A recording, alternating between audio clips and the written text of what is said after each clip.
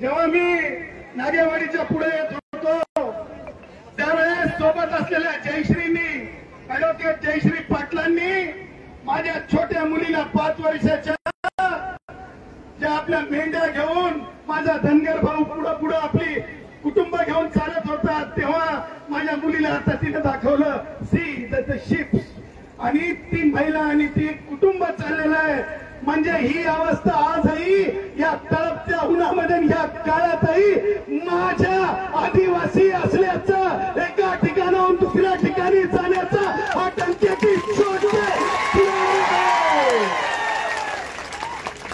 भावांनो, मी तुम्हाला भेटीला आलो हे मी तुमचं माझ्या रक्ताचं नातं म्हणून आलो हे मला तुम्हाला सांगायचं.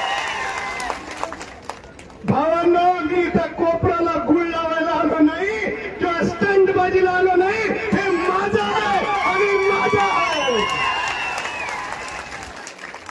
लक्षात घ्या, मला बोलताना फार राखून तोलून आणि संविधानाच्या आधारे बोलावं लागतंय कारण मी कोर्टामध्ये मांडत असतो.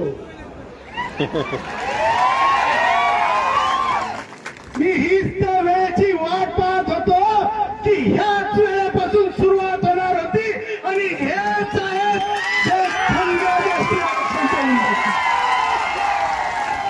त्याला थोडं कायदेशीर बोलू आता. शांततेनं ऐकणार, शांततेनं ऐकणार. मला जे कोणी ऐकत आहेत सरकार मला ऐकताय मला माहिती आहे कारण मी संविधानाचं बोलतो म्हणून सरकार सुद्धा माझं ऐकताय. विरोधकांना सुद्धा मी विचार करायला भाग पडत असतो. किती जरी वयोवृद्ध असले तरी माझं ऐकावंच लागतंय कारण मी संभाळून चालत असतो. भावांनो, कायदेशीर बोलताना पहिली पायरी सगळे लक्षात ठेवा. सगळे तुम्ही प्रशिक्षित झाले पाहिजे, उत्तर देता आलं पाहिजे. पहिला मुद्दा सांगत आहे, डोक्याच्या खिडक्या उघडा, जे सांगत आहे तो ते ऐका. पहिला मुद्दा कायदेशीर. हम धनगर है. कोण है? हम कौन है? हम कौन है? दुसरा मुद्दा, दुसरा मुद्दा. सगळे शांत बसले तर बोलणार नाही तर नाही बोलणार. दुसरा मुद्दा कायदेशीर.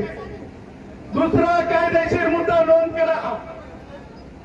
हम क्रिमिनल ट्राइब है, क्रिमिनल ट्राइब है, क्रिमिनल ट्राइब है. लक्षात ठेवा. काय म्हणा ऐका, सगळेजण ऐकायला ना. मीडियावाले भलताच काहीतरी करतील. भरोसा करला.